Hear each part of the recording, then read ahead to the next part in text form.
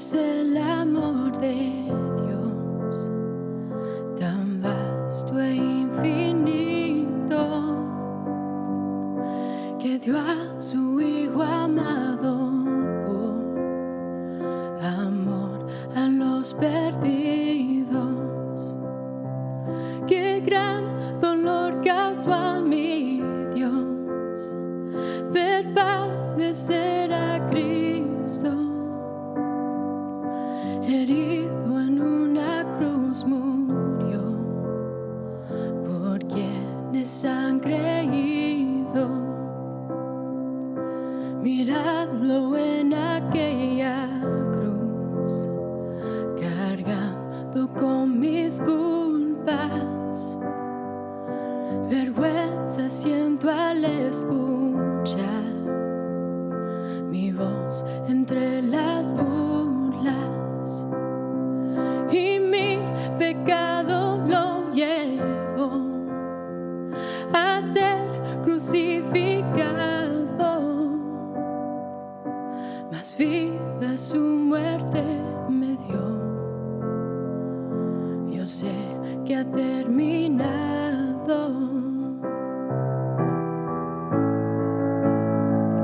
De nada yo presumiré, pues muerte yo merezco,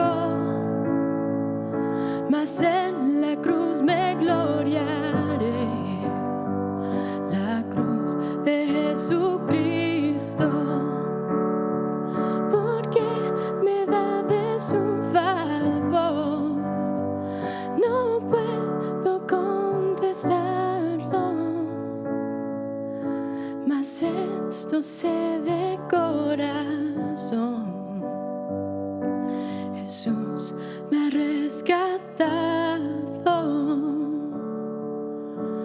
porque me da de su favor. No puedo contestarlo, mas esto sé de corazón: Jesús me ha rescatado. Jesús me ha rescatado.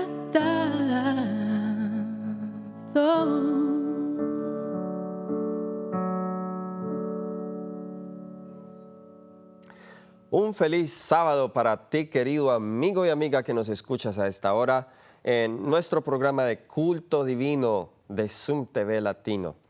Qué alegría adorar a Dios en este día juntos. El tema de hoy que vamos a tratar se titula Sacrificio Vivo, pero antes de estudiar la palabra de Dios, vamos a comenzar con una palabra de oración. Oremos. Querido Señor y Padre bueno, a esta hora nos proponemos abrir tu palabra y queremos rogarte, querido Señor, que tú permitas que cada versículo que se lea, cada punto que se analice, sea guiado por ti y tu Espíritu lo pueda llevar hasta el profundo del corazón de cada uno de los hijos tuyos que escuchan. Gracias, Señor, por este espacio, por este día que nos das, donde podemos desconectarnos del trabajo, podemos desconectarnos de los quehaceres de la semana y venir a aprender de ti. En el nombre de Cristo Jesús. Amén. Vayan conmigo en sus Biblias al libro de Romanos, el capítulo 12, versículos 1 y 2. Romanos, el capítulo 12, versículos 1 y 2, lo que es nuestra lectura bíblica. Nos dice el apóstol Pablo: por lo tanto, hermanos, os ruego por las misericordias de Dios, que presentéis vuestros cuerpos como sacrificio vivo, santo, agradable a Dios, que es vuestro culto racional. No os conforméis a este mundo, sino transformaos por medio de la renovación de vuestro entendimiento, para que comprobéis cuál es la buena voluntad de Dios, agradable y perfecta. El apóstol Pablo, inspirado por el Espíritu Santo, nos invita a que presentemos nuestros cuerpos como sacrificio vivo. ¿Qué significa presentar nuestros cuerpos como sacrificio vivo. El texto nos dice que ese sacrificio vivo es también santo y es también agradable a Dios. Es decir, que así como las ofrendas del Antiguo Testamento eran ofrendas sin defecto, que se presentaban a Dios, el animal escogido para el sacrificio no debía tener ninguna fractura, no debía tener ningún defecto y enfermedad. Dios desea que de manera espiritual nosotros nos presentemos a Él como ofrenda, sacrificio vivo, algo que Él acepte, algo que le agrade a Él, algo que sea santo. Y esto es parte, dice, de nuestro culto racional. Y luego en el versículo 2 nos dice cómo se hace esto. Nos dice, no os conforméis a este mundo, sino transformaos por medio de la renovación de vuestro entendimiento o de nuestra mente, para que comprobéis cuál es la buena voluntad de Dios, agradable y perfecta. Es decir que ser sacrificio vivo significa no conformarse a este mundo, pero ser transformados. Y esa transformación, nos dice el texto, comienza en la mente. Y solo cuando somos transformados de esa manera, entonces podemos comprobar cuál es la voluntad de Dios, agradable y perfecta. En el tema de esta hora queremos concentrarnos en este aspecto del versículo 2 donde dice, no os conforméis a este mundo, porque el sacrificio vivo es un sacrificio que no se conforma a este mundo. Vamos a descubrir que una de las razones por las cuales muchos de los hijos de Dios no saben cómo discernir la voluntad de Dios para sus vidas es porque su mente, aunque dicen que adoran a Dios, su mente no está completamente transformada. Aún hay parte de ellos que sirve a Dios, pero hay parte también que sirve al mundo. La mundanalidad es alarmante. Cómo se ha entrado en nuestras vidas y en nuestra propia iglesia. Así que miremos a ver cómo podemos nosotros presentar nuestros cuerpos como sacrificio vivo. Ahora, antes de entrar de lleno en ese punto, quiero mencionar que cuando hablamos de sacrificio, cuando hablamos de entrega, debemos tener siempre presente que nosotros no podemos adorar a Dios, nosotros no podemos obedecer a Dios por nosotros mismos, nosotros no podemos ni siquiera guardar la ley de Dios por nosotros mismos. El único motivo aceptable delante de Dios es el amor.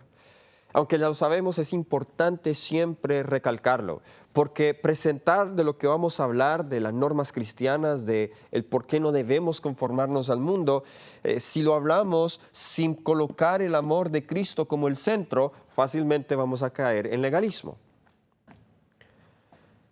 Cuando Jesús, antes de ascender, se encontró con sus discípulos, Jesús les dio su cometido final.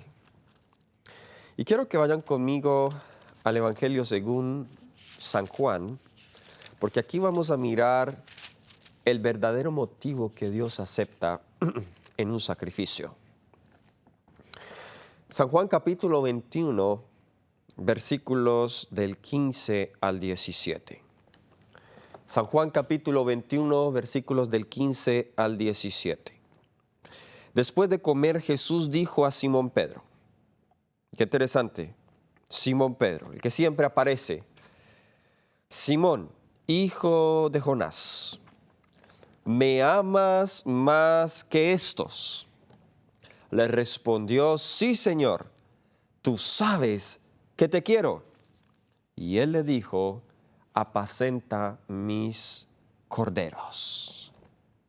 Versículo 16, volvió a decirle la segunda vez, Simón, hijo de Jonás, ¿me amas? Pedro le respondió, sí, Señor, tú sabes que te quiero. Le dijo, pastorea mis ovejas. Le dijo la tercera vez, versículo 17 de Juan 21, Simón, hijo de Jonás, ¿me quieres? Pedro se entristeció de que le dijera por tercera vez, ¿me quieres? Y le respondió, Señor, tú lo sabes todo, tú sabes que te quiero. Jesús le dijo, apacienta mis ovejas. 3 veces Jesús le pregunta a Pedro, ¿me amas? Esta es la versión que estaba leyendo, la de 1995, pero en la del 60, por ejemplo, dice, ¿me amas? Y aunque en 2 de estas ocasiones se utiliza la palabra fileo, en una ocasión se utiliza la palabra ágape, que también es amor, el cual Jesús estaba aquí probando a Pedro si Pedro verdaderamente lo amaba. Ahora, ¿por qué le pregunta 3 veces? Ustedes recordarán que en esa noche, cuando Jesús fue tomado preso por la multitud, Jesús estaba siendo juzgado allí ante el Sanedrín. Y Pedro y Juan decidieron ser parte de esa escena. Pero Juan entra, Pedro tiene vergüenza de Jesús y se queda afuera, se mezcla con la turba. Y allí en esa ocasión Pedro niega a Cristo 3 veces. Jesús le había advertido, no cantará el gallo 2 veces hasta que me hayas negado 3 veces. Pedro sufrió una triste humillación. He aquí el apóstol que hace unos minutos o unas horas antes había dicho que estaba dispuesto a morir si fuese posible por Cristo, pero ahora lo vemos maldiciendo y negando a Jesús. Grande fue la humillación de Pedro. Pero bendito Jesús, que aún antes de la caída de Pedro ya tenía la solución para él. Y en Lucas 21 Jesús le había advertido a Pedro que Lucas 17 creo, el diablo lo había pedido para zarandearlo, pero yo oraré por ti para que tu fe no te falte. Y cuando seas restaurado, ve y apacienta mis ovejas. Así que nosotros vemos aquí en este pasaje que así como Pedro había negado a Jesús 3 veces, 3 veces Jesús lo prueba. Y le hace la pregunta, yo diría, más importante que Jesús puede hacer a cada uno de nosotros. La pregunta es, ¿me amas? Ahora pensemos un poco en esa pregunta. Si Jesús viniera a nosotros hoy, así como con Pedro personalmente, y nos preguntara, te dijera a ti, María, tú me amas. Pedro, tú me amas. Daniel, tú me amas. ¿Qué responderíamos? ¿Qué responderíamos? En la respuesta de Pedro, ya no vemos la misma confianza propia que él antes tenía, sino que esta vez su respuesta es sometida al conocimiento de Dios. Antes Pedro no se conocía a sí mismo, Jesús lo conocía mejor a él, y Pedro salía como si él supiera todo, pero aquí Pedro somete su respuesta al conocimiento de Jesús y le dice, Señor, tú sabes que lo que yo estoy diciendo es verdad. Esta vez ya no dice, sí, yo te amo, pero dice, Señor, tú lees el corazón, yo sé que tú me conoces. Tú sabes que yo te amo. Después de esto, Jesús prueba a Pedro. Después de estas 3 respuestas, ahora Jesús se la coloca más difícil. Note lo que dice aquí en el versículo 18. De cierto te digo, cuando eras más joven, te ceñías e ibas a donde querías. Pero cuando ya seas viejo, extenderás tus manos y te ceñirá otro y te llevará a donde no querías, a donde no quieras. Esto dijo dando a entender con qué muerte había de glorificar a Dios, y dicho esto añadió, sígueme. Ahora, ¿qué quiso decir Jesús con esas palabras? Jesús está aquí profetizando la muerte de Pedro. ¿Cómo él iba a morir como mártir? Dice, cuando eras joven tú te ceñías y tú ibas a donde quisieras, pero cuando seas viejo, otros te ceñirán, ¿ok? Te amarrarán y tú no podrás ir a donde quieras. Y justamente así fue que Pedro murió, porque dice, extenderás tus manos, le dice Jesús, y te ceñirá otro. Pedro murió crucificado. Y según la historia, para Pedro fue tan humillante que él tuviese que morir como su maestro Jesús, que él escogió morir con la cabeza hacia abajo, crucificado. Yo les hago una pregunta. Si Jesús viniera, primero te pregunta, ¿te amas? Tú le dices, sí, Señor, yo te amo. Y luego Jesús te dice, ¿cómo es que tú vas a morir como mártir? Después de esa profecía, ¿estarías tú dispuesto a seguir a Jesús? Lo que queremos nosotros demostrar acá es que para Jesús, cualquier obediencia y cualquier sacrificio debe ser por amor. Si no es por amor, no es un sacrificio aceptable.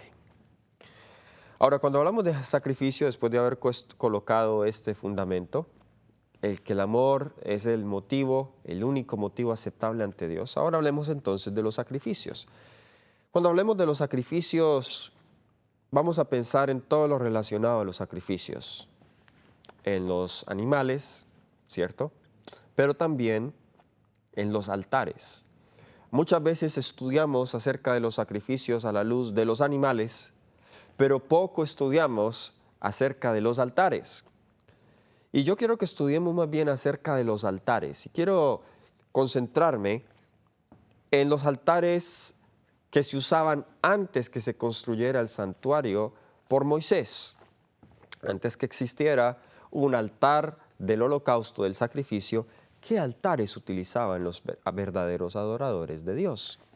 Abraham, que es uno de los primeros patriarcas que vemos nosotros que construye altares, desde luego a Abel también y todos los hijos de Dios del linaje santo lo hacían, pero de Abraham se habla de manera particular como el hombre de los altares. Y nos dice Génesis, el capítulo 12, versículos 7 y 8, Génesis el capítulo 12, versículos 7 y 8, nos dice, se apareció Jehová a Abraham y le dijo, a tu descendencia daré esta tierra, y edificó allí un altar a Jehová, quien se le había aparecido. Versículo 8, de allí pasó a un monte al oriente de Betel, y plantó su tienda entre Betel al occidente y Ai al oriente, edificó en ese lugar un altar a Jehová, e invocó el nombre de Jehová. Noten, en solo 2 versículos vemos que Abraham construye 2 altares. Donde quiera que él iba, cuando Dios se le aparecía, cuando algo maravilloso sucedía, Abraham construía un altar. Esos altares eran como memoriales, monumentos hacia Dios de cosas grandes que Dios había hecho por él. Ahora vamos al capítulo 13, vemos lo mismo en el versículo 4 y luego el versículo 18. Génesis capítulo 13, versículo 4 dice, al lugar del altar que antes había edificado, e invocó allí Abraham el nombre de Jehová. Hablando de las jornadas de Abraham, dice, él regresa al lugar del altar que antes había edificado, e invocó allí Abraham el nombre de Jehová. Entonces, ¿para qué construía él esos altares? Los construía para invocar el nombre de Jehová. Ahora, vamos al versículo 18. Versículo 18 del capítulo 13 de Génesis. De nuevo vemos la misma idea. Dice, así pues, Abraham levantó su tienda, se fue y habitó en el encinar de Mamre, que está en Hebrón, donde edificó ¿qué cosa? Un altar a Jehová. Así que cuando Abraham era peregrino en tierra ajena, construía altares donde quiera que él iba. Detalle muy importante. Ahora vamos al capítulo 14, versículo 13. Génesis capítulo 14, versículo 13. Aquí vemos por primera vez un sobrenombre que se le da a Abraham. Y este sobrenombre comienza a usarse de aquí en adelante en relación a todos los descendientes de Abraham. Nos dice en Génesis capítulo 14, versículo 13. Uno de los que escaparon, esto es el contexto de la captura de la gente de Sodoma por los reyes de Mesopotamia, uno de ellos escapa y fue y le dio aviso a Abraham, el hebreo, que habitaba en el encinar de Mamre el amorreo, hermano de Escol y hermano de Abner, los cuales eran aliados de Abraham. Noten que aquí vemos por primera vez en la Biblia donde aparece esa palabra hebreo. Y esta palabra hebreo, que en el hebreo es ibrí, significa alguien que es de más allá. Eso es lo que significa la palabra hebreo, alguien que es de más allá. La pregunta entonces es, ¿por qué Abraham lo llamaban el hebreo? ¿Cómo sabían que Abraham no era cananeo? Bueno, quizá habían facciones distintas, qué sé yo. No he estudiado en cuanto a la diferencia entre los cananeos y la gente de Mesopotamia, sus facciones físicas, quizá eso era una razón, aunque en aquel entonces había distintos movimientos migratorios, las personas iban de aquí para allá, no había el problema que tenemos hoy de fronteras, de visas, nada de eso. Debe haber otras razones por las cuales Abraham era considerado el hebreo, el del más allá, y esa expresión más allá hace referencia a más allá del río que dividía el oriente del occidente, que era el río Éufrates. Decía el que es de más allá, es decir, el que viene de más allá del río.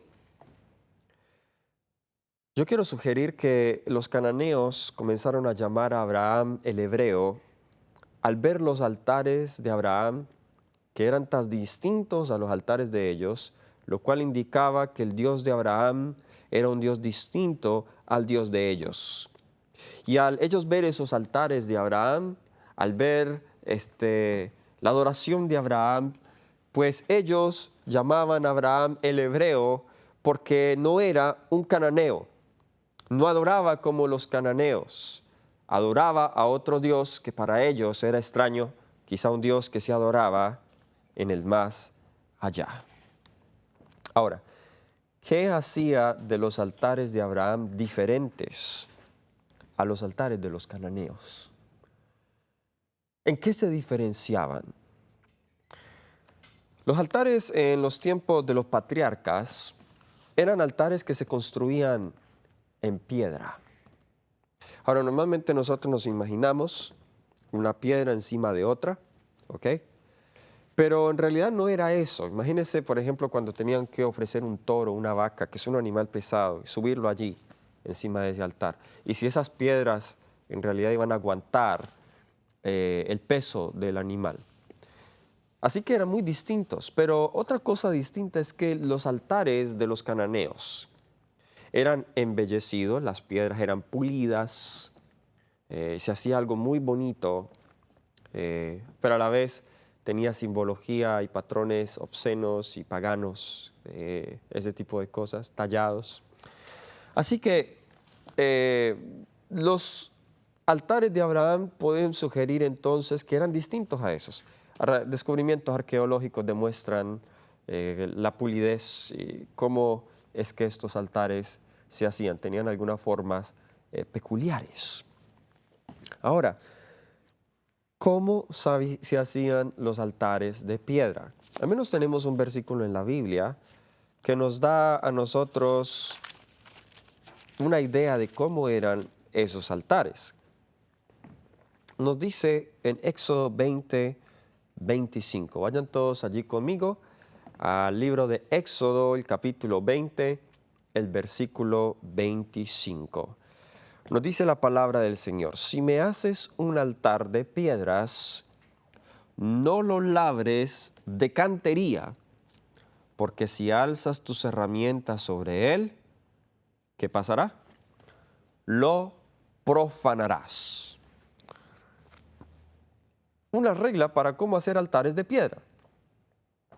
Quizá alguno lea hoy ese versículo y no tenga ningún significado. Bueno, quizá lo vea algo más como estético o algo más como artístico. Y desde luego debe haber un significado estético, un significado artístico en este mandato, en este consejo. Pero yo quiero también sugerir que aquí en este consejo vemos un principio moral para nosotros hoy. Tratemos de pensar en esto. No debían ser piedras de cantería. Debían que ser piedras no de cantería. ¿Qué significa eso? Es decir, no pulidas. No debían alzarse herramientas sobre ellas porque lo profanarían. Es decir, debían ser piedras en su estado natural, tal cual como se encontraran o de donde la traerían. Piedras en su estado natural. Así que probablemente eran algunas piedras esparcidas, dando quizá alguna forma cuadrada o alguna forma circular. Quizá habían unas pocas piedras encima de otras, pero no era como esos altares pulidos y esas piedras en forma cuadrada o redonda, pulidas para darle una forma, pegadas con cemento. No, no era ese tipo de altares. Ahora, nosotros quizá podamos pensar, y bueno, pero ¿por qué un altar así tan feo? Pues ¿acaso Dios no es un amante de la belleza? Sí, desde luego, Dios es un amante de la belleza. Pero Dios no quería que Abraham construyera altares similares a los de los cananeos porque se podía confundir al Dios que él adoraba. Ahora vamos a hacer una aplicación al ámbito espiritual.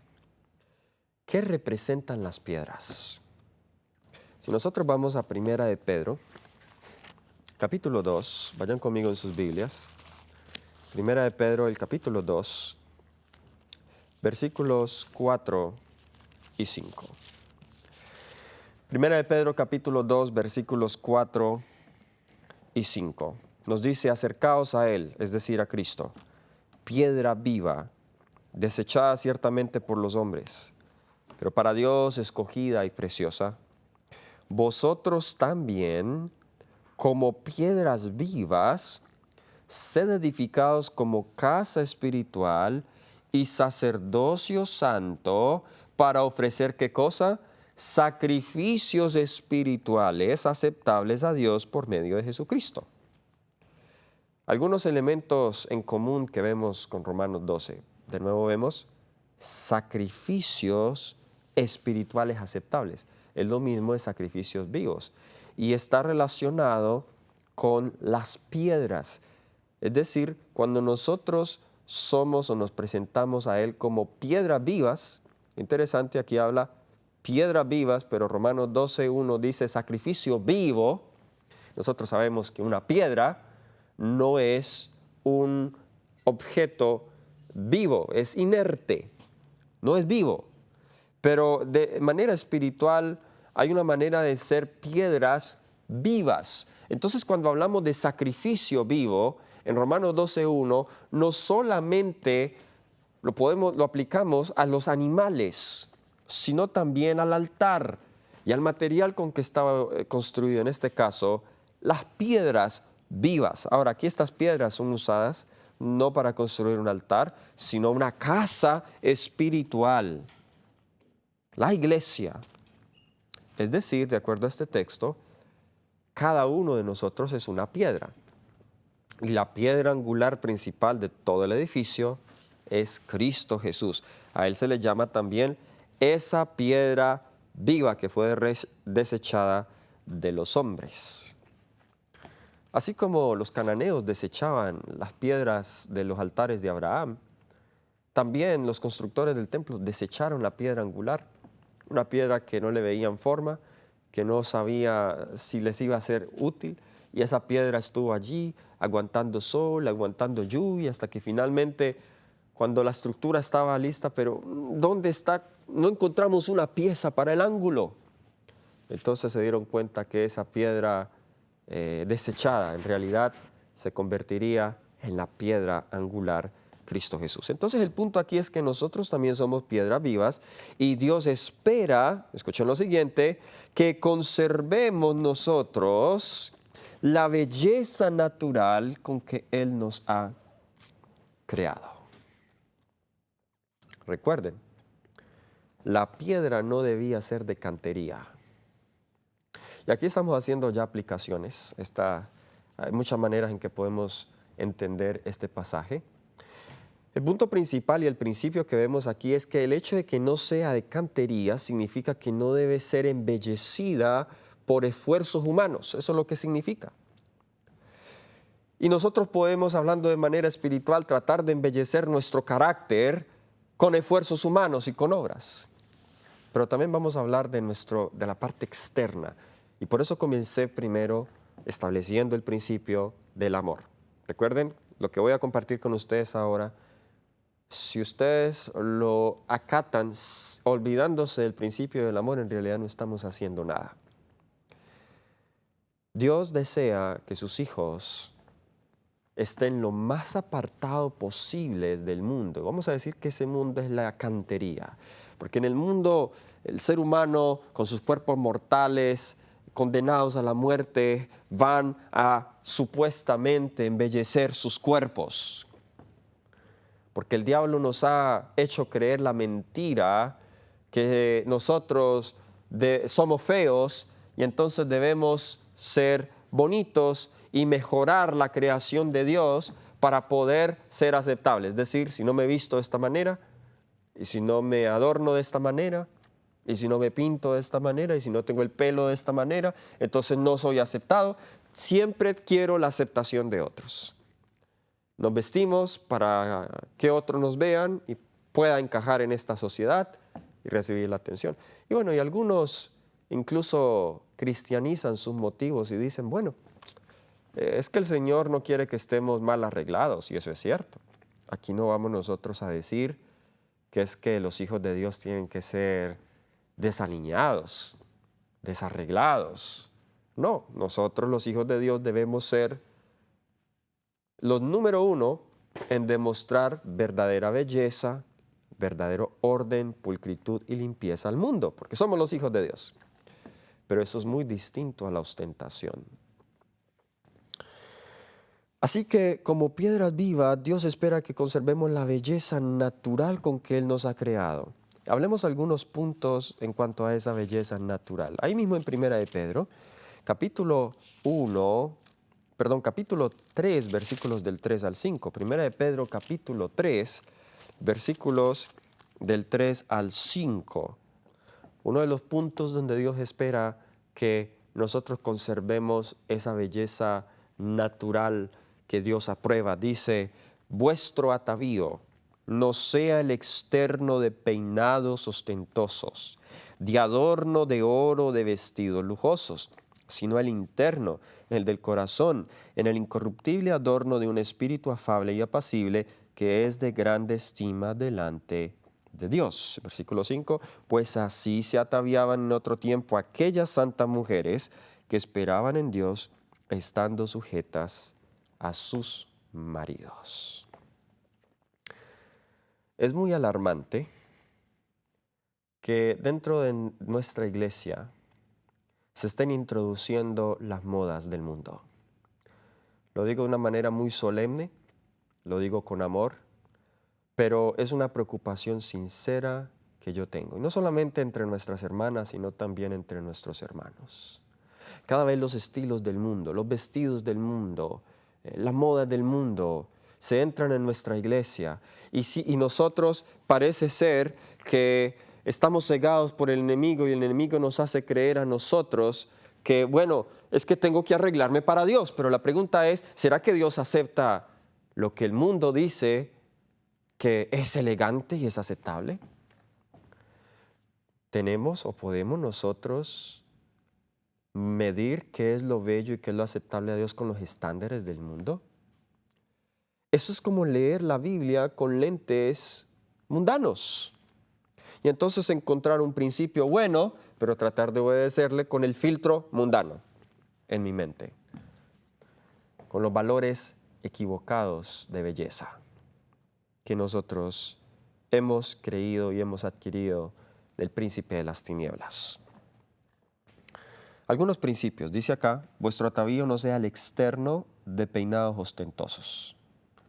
Entonces vemos un principio, la ostenticidad. De adornos de oro o de vestidos lujosos. Vemos acá también que debe haber sencillez. El otro principio, sencillez. ¿Ok? Luego también dice acá, sino el interno del corazón en el corruptible adorno de un espíritu afable y apacible que es de grande estima delante de Dios. Note que Pedro no está en contra de los adornos, pero habla de un adorno que es más importante que los adornos externos. Y es el adorno del corazón de un espíritu afable y apacible, un adorno incorruptible. Hace un tiempo atrás conocí a una hermana, quedé sorprendido con su testimonio. Ella era una hermana, hoy es una gran predicadora, plantadora de iglesias. Y ella me contaba que ella tenía muchas joyas y anillos, que tenía miles y miles de dólares en todos los anillos, cadenas que ella tenía y que su esposo le había dado y que ella había comprado. Pero cuando conoció al Señor, ella decide sacarse todas esas cadenas, todos esos aretes de oro y de plata que tenía, y eran costosísimas. Su hija, cuando vio lo que ella estaba haciendo, su hija le dijo, no mamá, pero ella lo iba a botar. Le dijo, no mamá, yo lo puedo vender y podemos recuperar algo del dinero. Y ella dijo, no, yo quiero botar esto porque esto no le agrada a Dios. Y era bastante dinero. Y yo entre mí decía, ¿cuántas hermanas estarán dispuestas a hacer eso? Ostenticidad. Cuando ese dinero nosotros lo podíamos usar para otras cosas que beneficiasen a la causa de Dios. En 1 Timoteo 2, versículos 9 y 10, nosotros encontramos también otro principio en cuanto a la vestimenta, en cuanto a la reforma del vestido. 1 Timoteo, capítulo 2, versículos 9 y 10. Quizá algunos aquí en este tema están esperando que yo les diga, es que así es que tienen que vestirse, pero ese no es el propósito de este tema. El propósito no es dar medidas exactas y una norma exacta por la cual todos deben regirse, pero lo que usted debe hacer es con un corazón humilde orar, ir de rodillas y decirle al Señor, ¿cómo puedo yo aplicar esos principios a mi vida? 1 Timoteo 2, versículos 9 y 10 nos dice la palabra de Dios, asimismo que las mujeres se atavíen de ropa decorosa. Anótese que Dios no está yendo en contra de la belleza, dice la ropa debe ser decorosa, con pudor, modestia, no peinado ostentoso, ni oro, ni perlas, ni vestidos costosos. Versículo 10, sino con buenas obras como corresponde a mujeres que practican la piedad. Aquí vemos dos principios más, pudor y modestia. ¿Qué es pudor? Pudor es, en inglés hay una palabra antigua para esto en la King James, que se utiliza shamefacedness. Es decir, shame tiene que ver con vergüenza, face con rostro, es decir, que nos avergoncemos, que nuestro rostro se avergüence, que nos vean. ¿Okay? Y hace referencia a una práctica antigua de incluso no mostrar el rostro por colocar el velo. Es decir, pudor significa no mostrar lo que debe estar oculto. ¿Okay? Creo que esa definición es muy clara. No mostrar lo que debe estar oculto. Cada vez más en las modas actuales que este mundo está introduciendo, nos está vendiendo a nosotros. Cada vez más la ropa se acorta más. Se acorta de largura, se acorta en las mangas y acá en vez de acortarse, acá se amplía más, se hace más ancha. Todas esas cosas van en contra del principio del pudor. Y la modestia, que tiene que ver también con la sencillez. Nos dice el Ministerio de Curación, la página 219, todo medio destinado a llamar la atención hacia la persona así vestida O al despertar la admiración queda excluido de la modesta indumentaria prescrita por la palabra de Dios. Yo me alarmo y le voy a confesar algo. Cuando yo acepté al Señor Jesús hace 12 años, cuando yo tenía Facebook y yo decido cerrar todas esas cuentas, no me interesaba en eso. Hasta hace poco yo abrí una cuenta en Facebook, en realidad fue en el año 2020, la pandemia, no podíamos predicar, así que yo dije, bueno, voy a ponerme a predicar por Facebook, a compartir material. Y me alarma saber que en las plataformas adventistas se ven cosas muy similares a las que yo veía en las plataformas mundanas en cuanto a las mujeres, las fotos que ellas ponen. Las hijas de Dios, aún en las fotos que nosotros colocamos en las redes sociales, debe marcarse la diferencia que somos hijos y que somos hijas de Dios. Porque es que la foto nosotros no debemos subirla para que nos den más likes y para que seamos la admiración de otros. Y entonces, si me dan más likes, pues me siento querido y me siento aceptado. Muchas de esas cosas simplemente son para cubrir o tapar o llenar una necesidad de afecto y de aceptación que tenemos porque no la hemos encontrado en Cristo Jesús. Porque cuando encontramos en Cristo Jesús verdadera identidad, verdadero afecto y verdadero amor, no vamos a estar rogando por el afecto de otros, porque ya tenemos y estamos llenos de Jesús. Los likes que me van a dar, no voy a tener hambre de likes en las redes sociales porque coloqué una foto con poca ropa y los hermanos me dan like, o porque coloqué una foto con mi reloj de último, más caro, con un correa de oro, y entonces la gente me dice, qué chévere, qué lindo ese reloj. Y eso también va para los hombres, esto no solamente va para las mujeres. Si amamos a Dios, entonces, ¿estaremos dispuestos a sacrificar las modas, los vestidos del mundo, el maquillaje del mundo, por amor a Dios? Saben que los altares de Jacob también nos enseñan una lección similar. Vamos al libro de Génesis, el capítulo 35. Génesis, el capítulo 35, versículos del 1 al 4. Génesis, el capítulo 35, versículos del 1 al 4, nos dice la palabra de Dios. Dijo Dios a Jacob, levántate, sube a Betel y quédate allí y haz allí un altar al Dios que se te apareció cuando huías de tu hermano Esaú.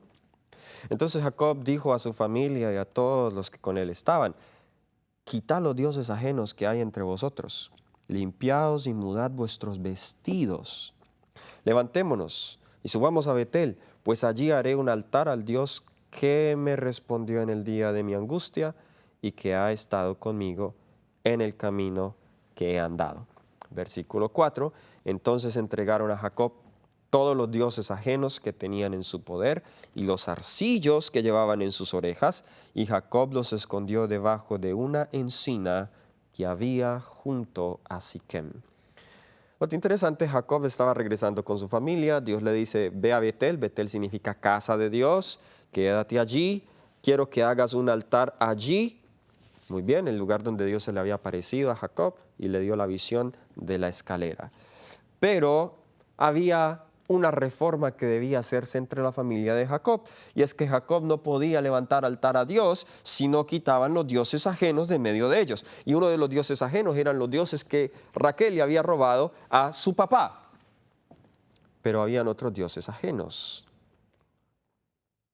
Los zarcillos, dice acá. Porque le entregaron, primero lo que hicieron ellos fue que se limpiaron, mudaron sus vestidos. Esto simbólicamente significa un cambio de carácter. Las ropas inmundas, que significa el pecado, ahora soy vestido de ropas limpias, que es la justicia de Cristo Jesús. Y luego dice que ellos le entregaron a Jacob todos los dioses ajenos que tenían en su poder y también los zarcillos que llevaban en sus orejas. Y Jacob los escondió debajo de una encina que había junto a Siquem. ¿Qué hizo Jacob con esos dioses ajenos? Los enterró. Es decir, esos dioses ajenos deben morir. No solamente debe haber un cambio externo, esa muerte comienza en el corazón. Porque de nada sirve que yo haga una reforma externa, pero en mi corazón no he cambiado. Fue enterrado. Los arcillos, nos dice la palabra de Dios. Ahora, ¿qué nos dice también la palabra de Dios de qué otras cosas nosotros debemos entregar a Él que le desagradan a Él? Por ejemplo, en el libro de Isaías vemos que hay unas palabras muy fuertes. Esta parte aquí, esta sección se titula Juicio contra las hijas de Sión.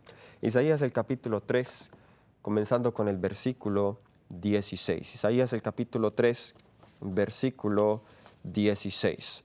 Nos dice, así dice Jehová, por cuanto las hijas de Sión se ensoberbecen y andan con el cuello erguido y los ojos desvergonzados, que caminan como si danzaran haciendo sonar los adornos de sus pies. Por eso el Señor rapará la cabeza de las hijas de Sión, y Jehová descubrirá sus vergüenzas. Aquel día quitará el Señor el adorno del calzado, las redecillas, las lunetas, los collares, los pendientes, los brazaletes, los turbantes, los adornos de las piernas, los partidores del pelo, los pomitos de olor y los arcillos, los anillos de los joyeles de las narices, las ropas de gala, los mantoncillos, los velos, las bolsas, los espejos de lino fino, los turbantes y los tocados. Y en lugar de los perfumes aromáticos vendrá hediondez, soga en lugar de cinturón y cabeza rapada en lugar de rizos de cabello. En lugar de vestidos de gala, ceñimiento de ropas ásperas y cicatriz de fuego en vez de hermosura. ¿Qué palabras tan fuertes? Ahora, ¿qué vemos aquí? Aquí no queremos nosotros llegar a ir a instrumento y elemento por elemento. No queremos decir acá que los pomitos son malos. No queremos entrar en esas cosas. El principio general que estamos aquí hablando es que a Dios le desagrada cualquier cosa que nosotros usemos para atraer la atención a nosotros mismos, cualquier cosa que sea ostentosa, es el principio, cualquier cosa que sea ostentosa. Bien, yo puedo ser entonces anciano de iglesia, quizá algunos hermanos que están escuchando este tema están diciendo amén, voy a reprender las hermanas en la iglesia. Pero usted puede reprender a una hermana que de pronto tenga un anillo que quizá no le costó mucho. Y no vamos a hablar de los anillos porque eso en algunas culturas y para algunas personas es importante tener el anillo de compromiso. Así que en eso el mismo espíritu de profecía, la sierva del Señor dice que no, en países donde no se requiere que se coloque o se use el anillo, pues no hay necesidad de hacerlo, pero en otros países como Australia, por ejemplo, donde sí se requiere, pues tampoco es una violación de un principio usarlo. Pero vamos a hablar de otras cosas. Muy bien, usted puede ver que quizá la hermana tenga una pequeña cadenita acá en la muñeca. Y usted la reprende y le dice, hermana, la Biblia dice que no hay que usar joyas, así que usted tiene que quitarse eso. Pero si usted tiene un reloj súper carísimo, aún más caro que esa cadenita que está utilizando la hermana, ¿no cree usted que se está contradiciendo a sí mismo? Cuando usted le dice a alguien que se quite algo y usted está siendo ostentoso. Y para ser ostentoso, no solamente somos ostentosos en cadenas, no solamente con anillos, en realidad esas cositas son mínimas. Yo puedo ser ostentoso con mi carro, mi casa puede ser muy ostentosa, mi vestido, una camisa. Hay gente que paga hasta $2,000, $3,000 por una camisa, unos zapatos demasiado caros. Y aunque no se vean, no sean tan atractivos, pero eso es parte de la ostentidad. Es decir, yo puedo ver un zapato, alguien tiene unos zapatos súper caros y se ven casi igual que un zapato más económico, pero todo el dinero que usted invirtió en eso. Entonces nosotros debemos ser muy cuidadosos. El propósito de esto no es juzgar. Y no es ir a mirar y decir, mira, este hermano, mira cómo tiene el vestido, mira, esta hermana tiene zarcillos en las orejas, mira, esa hermana se está pintando. No, ese no es el propósito. El propósito es que ahora tú te mires a ti mismo y te compares con Cristo Jesús. No te compares con los seres humanos. Compárate con Cristo Jesús, donde yo le estoy fallando a Cristo Jesús. ¿Saben? Nosotros debemos sí educar a la iglesia. No estoy diciendo que no debemos educar a la iglesia, pero debemos cambiar el método con que lo hacemos. Por ejemplo, aquí hablaba del maquillaje. Dice que andaban las mujeres con sus ojos desvergonzados, dice en el versículo 16, que habla acerca del maquillaje ostentoso. Hago la aclaración, ¿bien? Recuerdo en una ocasión cuando nosotros trabajábamos en cierta institución educativa, había una niña que tenía esa lucha y sabíamos que la niña tenía unos vacíos emocionales muy profundos. Es decir, no la juzgamos solamente por su lucha externa, ya se maquillaba pero de una manera extravagante, pero sabíamos los vacíos emocionales, se levantó sin una mamá, solo criada por el papá, y bueno, el papá era un padre ausente, en fin. La niña buscaba aceptación y llamar la atención porque no la estaba recibiendo el papá, no la recibió nunca de la mamá porque no se crió con ella. Entonces mi esposa era su maestra y mi esposa la llama a la oficina, quería hablar con ella, yo la acompaño. Y yo le dije a mi esposa, vamos a hacerlo de una manera distinta. Así que lo que yo hice fue que yo traje 2 flores, unas flores hermosísimas, grandes, y esas flores las traje, 2 flores. Y una de esas flores yo cogí un pincel y puse pintura y le hice algunos adornos y decoraciones a la flor de distintos colores. Hice lo mejor que pude para adornar esa flor. Así que cuando la joven llega, ella estaba un poco sorprendida, no sabía qué le íbamos a decir. Con mucho cariño mi esposa y yo le hablamos y le dijimos, bien, te hemos traído porque tenemos un regalo para ti. Ella abrió los ojos y estaba sorprendida. Wow, ¿qué regalo es?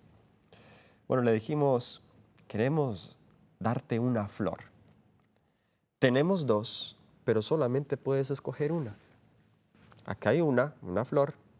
Ambas están recién cogidas, pero esta flor tiene algunos adornos que le hemos hecho con pintura, con pincel. Pero esta flor está en su estado natural. ¿Cuál quieres tú? ¿Cuál cree usted que esta niña escogió? Esta niña escogió la flor en su estado natural. Y yo le dije, pero ¿por qué no escoges esta? Mira, yo me esforcé en pintarla, en embellecerla, ¿y por qué no la escoges? Ella me dijo, no, fue que esta se ve más bonita. Ella todavía no sabía dónde queríamos ir con eso. Y entonces yo le dije a ella, tú eres esa flor. Y Dios te creó con una belleza natural. Dios te creó a ti como una rosa en su jardín. Y ningún ser humano puede mejorar lo que Dios creó. A veces queremos mejorar el pelo y no estamos satisfechos con el color del pelo que Dios nos dio. O no estamos satisfechos nosotros con el color de la piel que Dios nos dio. O no estamos satisfechos con el color de los ojos que Dios nos dio, o el color de las uñas que Dios nos dio, y creemos que nosotros lo podemos mejorar, pero nadie puede mejorar la creación perfecta de Dios. Las piedras que son piedras vivas, que son piedras aceptadas a Dios, son piedras que no han sido pulidas por las herramientas de este mundo, como leímos en el libro de Éxodo 20. Son piedras que se presentan a Dios para hacer un sacrificio a Él. Pero recuerden lo que dijimos al principio, es un sacrificio de amor. Hermanos, estamos ya tan avanzados en el tiempo. A ver, Cristo viene tan pronto. Y nosotros debemos erradicar de nuestras iglesias la mundanalidad. Y debemos comenzar por nosotros mismos. ¿Qué en mi vida aún refleja mundanalidad? Me he visto yo como los del mundo. Hablo como los del mundo, me entretengo como los del mundo, escucho la misma música de los del mundo, juego como el mundo, me visto como el mundo. Quiero ir cerrando con las palabras del apóstol Juan, Primera de Juan, capítulo 2. Primera de Juan, el capítulo 2, versículos 15 y al 17. Primera de Juan, capítulo 2, versículos 15 al 17. No améis al mundo, ni las cosas que están en el mundo. Si alguno ama al mundo, el amor del Padre no está en él. Noten, usted no puede amar a dos señores. Usted ama a Dios o usted ama al mundo. Pero el que ama al mundo, el amor del Padre no puede estar en él. Versículo 16, porque nada de lo que hay en el mundo, y acá menciona tres cosas: los deseos de la carne, los deseos de los ojos y la vanagloria de la vida, proviene del Padre, sino del mundo. Pero ¿qué pasa con el mundo? Versículo 17, el mundo pasa y sus deseos.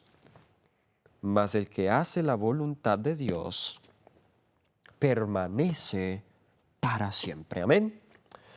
El que hace la voluntad de Dios permanece para siempre, pero el mundo y sus deseos son pasajeros.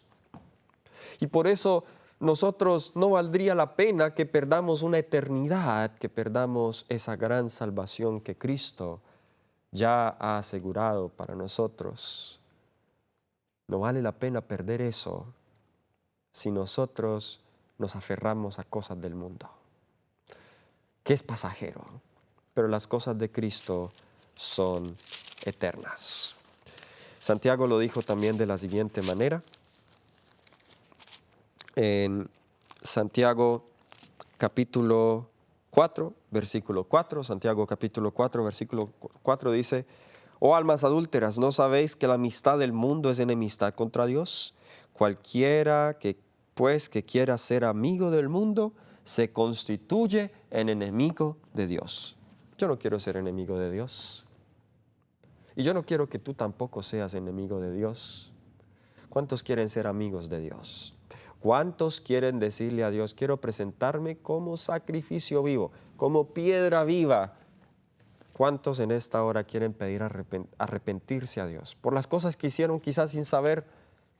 Si ese es tu deseo, quiero que te unas conmigo en esta oración.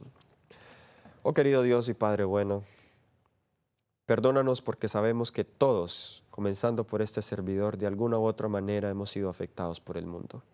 Algunos quizá en cosas externas, otros en cosas internas que nadie más ve, pero que, Señor, dominan nuestras acciones y nuestros motivos. Nos entregamos ante ti, Señor, queremos ser piedras vivas. Purifícanos, Señor, del mundo y haznos a semejanza tuya. En el nombre de Jesús. Amén. Que el Señor te bendiga y que su luz pueda resplandecer siempre en tu rostro.